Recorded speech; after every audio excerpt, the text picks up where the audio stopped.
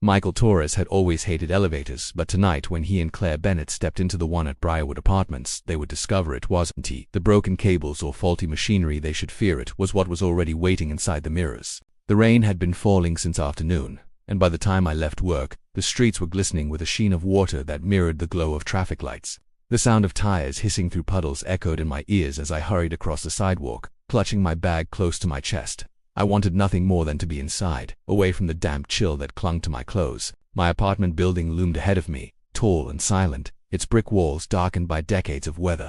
Every time I looked at it, I thought it seemed more tired, more broken, as if it was gradually giving up. The lobby light flickered as I stepped inside, and I immediately caught that faint smell of old carpet and dust, a smell that never left no matter how much the landlord promised to clean. The elevator waited at the far end, as it always did, with its scratched metal doors reflecting a dull glow from the hallway bulb.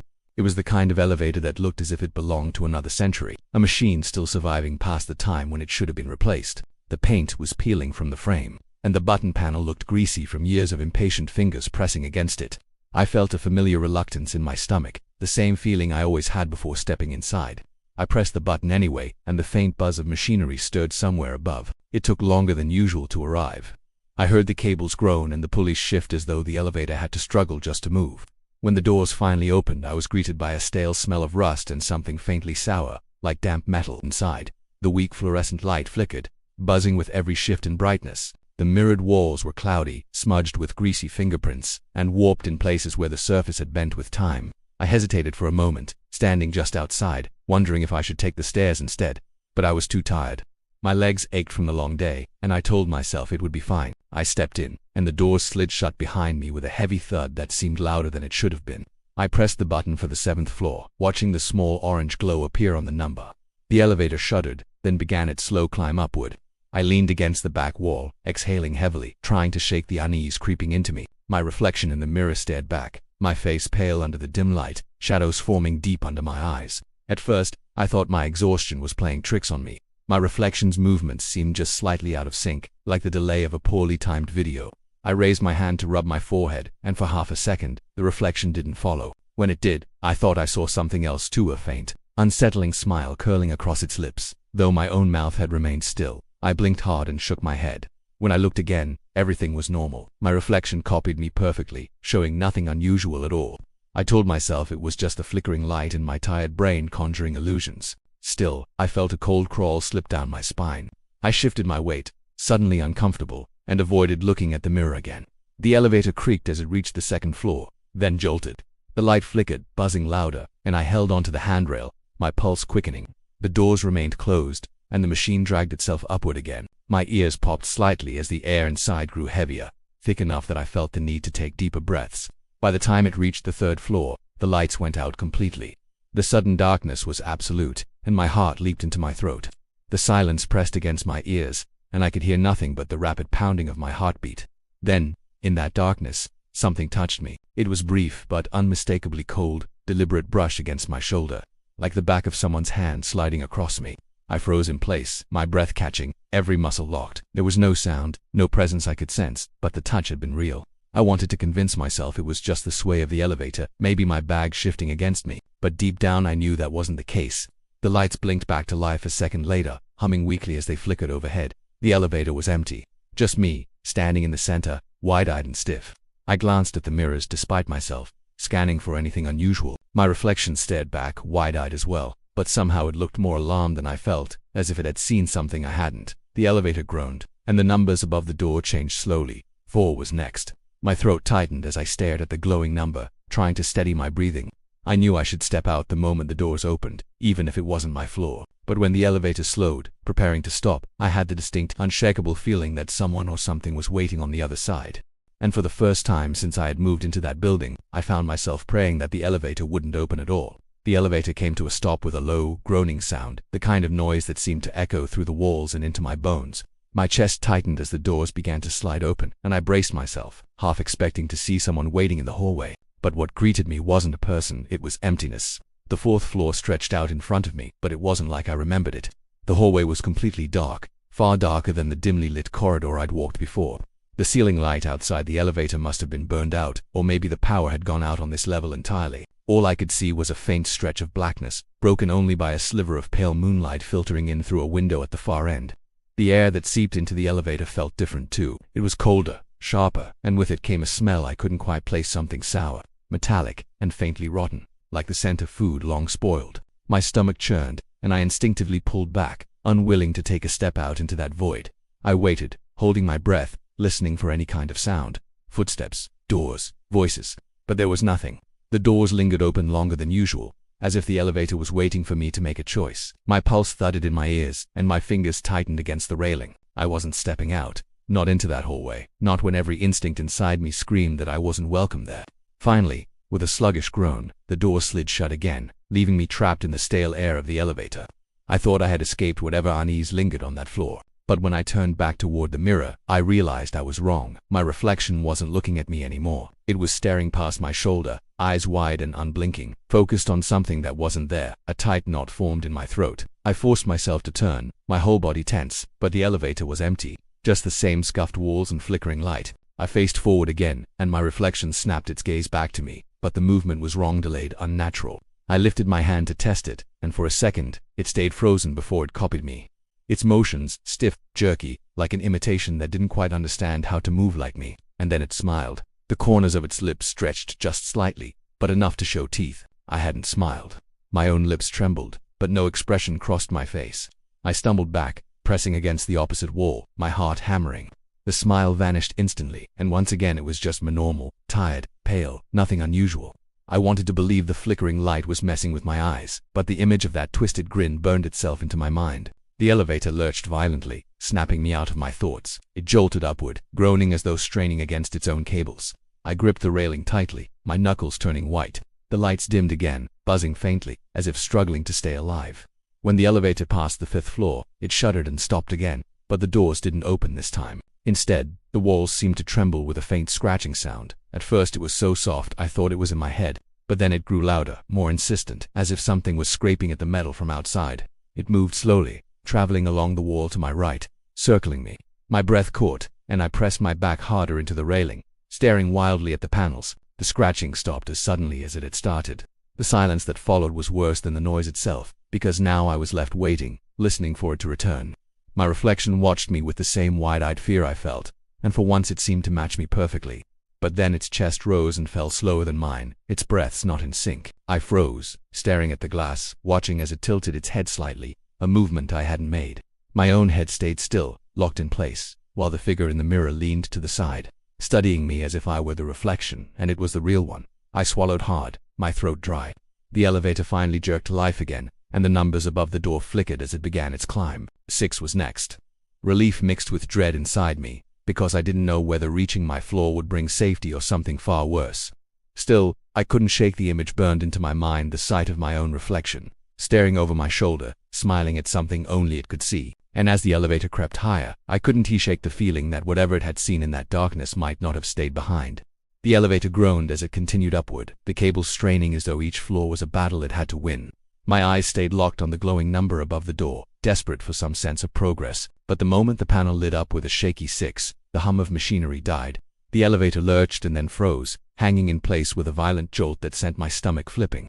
The silence that followed was suffocating, so heavy that I could hear the faint rush of blood in my ears. I pressed the button for the 7th floor again, jabbing at it over and over, but nothing happened.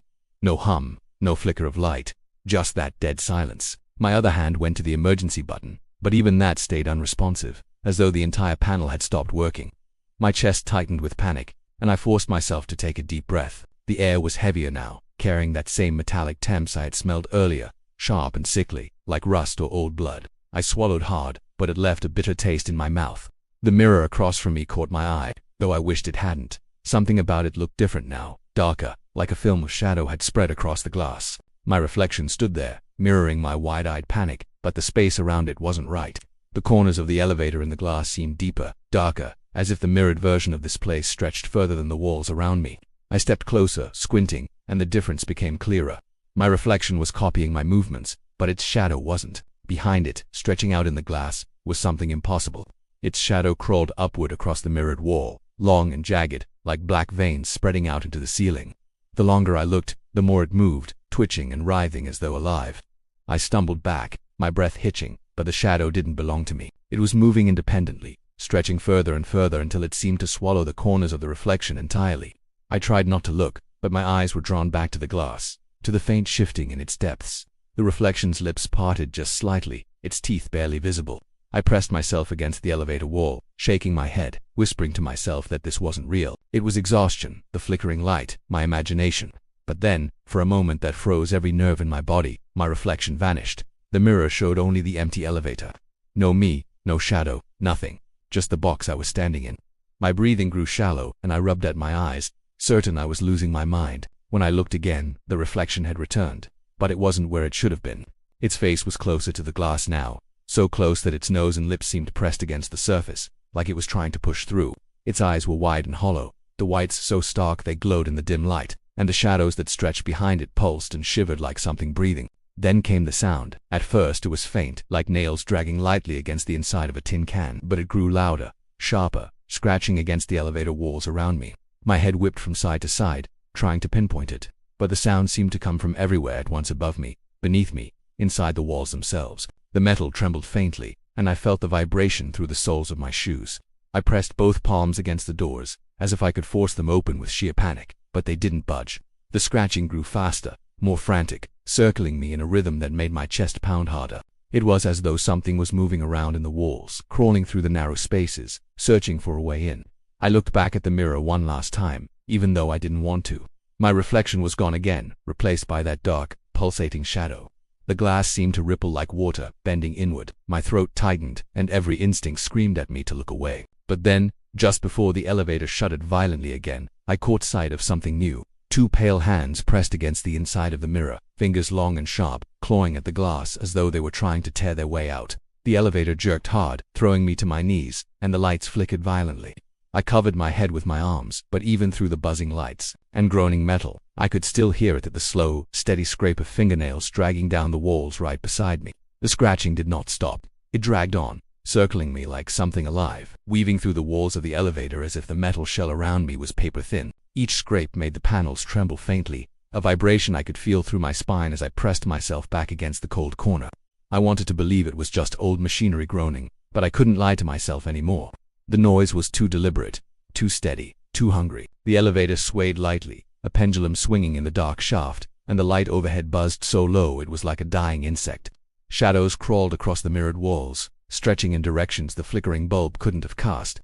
I clenched the railing, my knuckles burning white, my chest rising and falling with sharp, shallow breaths. I made the mistake of looking up. The ceiling panel, the one with rust stains and vents clogged with dust, seemed to pulse. A faint drip echoed, landing on the floor with a metallic splash. Water, I thought at first, but when I squinted, the droplets glistened dark red under the flicker. My throat closed as the scratching above grew louder, directly over my head now, as though claws were dragging themselves across the ceiling, trying to peel it open. I snapped my gaze back to the mirror. My reflection was gone again. The glass rippled faintly, as if it were a thin film of water rather than a solid surface. Then, like a cruel trick, the glass cleared, showing not me, not the inside of the elevator, but a hallway I knew too well. It was the 7th floor, the place I had been trying to reach all along. The hallway stretched in eerie stillness, brighter than it should have been, every light overhead glowing with sterile perfection. The doors to the apartments were lined neatly, shut tight, all identical. But as I watched, transfixed, something moved into view. It came crawling from the far end, pale limbs bending at sharp, wrong angles. Its movements jerky like a puppet on broken strings. Its head jerked too, snapping from side to side as if sniffing the air, though its face was featureless, smooth skin stretched tight where eyes and a mouth should have been. I stumbled back from the mirror, but my reflection didn't return. The creature in the glass dragged itself closer, one elbow jarring against the floor, then the other, its joints cracking loudly in the silence. It was crawling toward the elevator doors, toward where I would step out if I were foolish enough to believe the glass. The elevator jolted then, cables groaning, machinery waking like some ancient beast. The numbers above the door lit up with a flicker. 6, then 7. My heart lurched. I didn't want the doors to open, not with that thing waiting. The mirror confirmed it. The creature had stopped moving and crouched low, directly in front of the doors, as though it knew I was coming. Its head tilted, and for the first time, a gash split across its smooth face. It opened like a mouth, wide and jagged, stretching far too large for its body.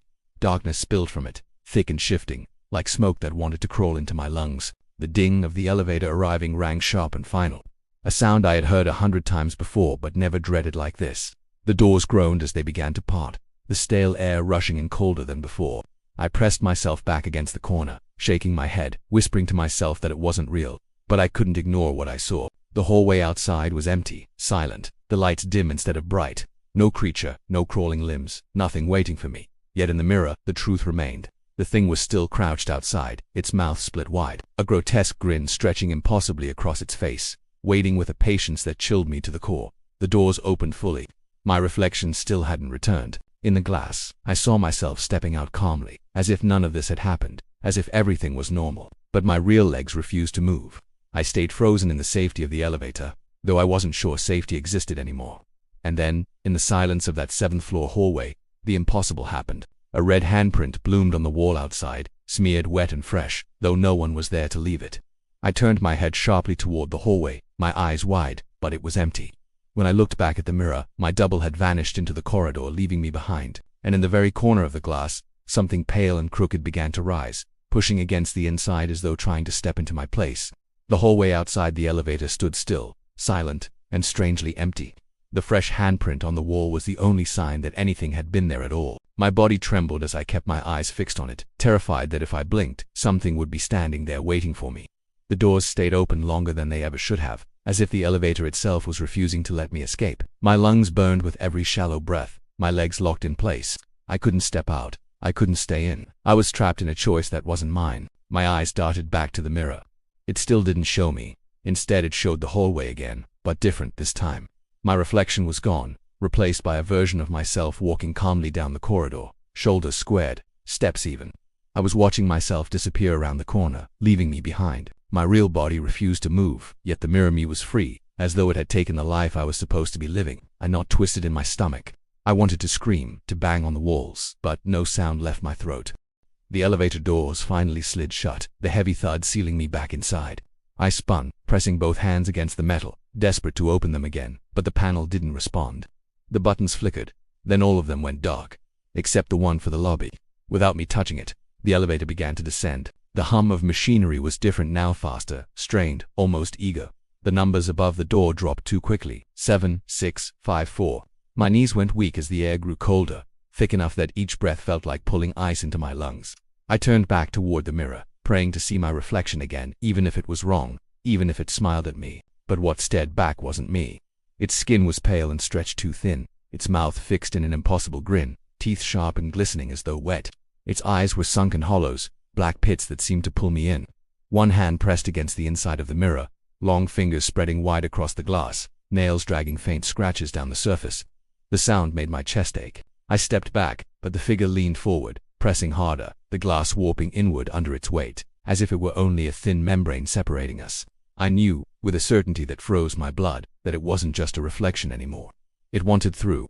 The elevator jolted violently, shaking so hard I nearly fell to the floor. The numbers blinked, skipping past 3, 2, and 1. Then, without warning, the panel went blank. There was no number, no direction, nothing to show where I was going. The sensation in my stomach told me we were still moving, but it wasn't like before. It felt like falling, fast and endless, cables screaming above me as the elevator plummeted. I braced against the walls, heart pounding, ears ringing with the rush of air and groaning steel. My eyes shot to the mirror again and my stomach turned. The figure was climbing out, its shoulders were pushing through the glass, the surface stretching and cracking like ice beneath a heavy weight. The smile never faltered, even as its chest began to emerge, pale and heaving with breaths that fogged the inside of the mirror. I screamed, finally, but the sound was swallowed by the rush of air. The light overhead flickered violently, strobing the figure in flashes, its limbs bent wrong, elbows jutting at unnatural angles as it pulled itself closer to me. I backed into the corner, pressing myself against the cold steel, wishing I could melt into it. The elevator shook harder, the fall accelerating until my knees buckled. My body felt weightless, my stomach in my throat, but my eyes never left the figure forcing its way through the mirror. Its head twisted unnaturally, tilting almost upside down, its hollow eyes locking with mine. For a moment, I couldn't breathe. I couldn't think. I could only stare as it reached one clawed hand toward me. And then, just before the glass shattered completely, everything stopped. The elevator was still. The air was silent. The light overhead buzzed faintly, steady for the first time all night. My legs shook as I forced myself upright, my palms sweaty against the railing. I glanced around. The elevator was whole, the walls unbroken, the mirror flawless once again. My reflection had returned, staring back at me with wide, fearful eyes. I wanted to believe it was over, that it had all been some hallucination, but I couldn't, because when I leaned closer, heart pounding, I noticed something that froze me in place. My reflection was still smiling.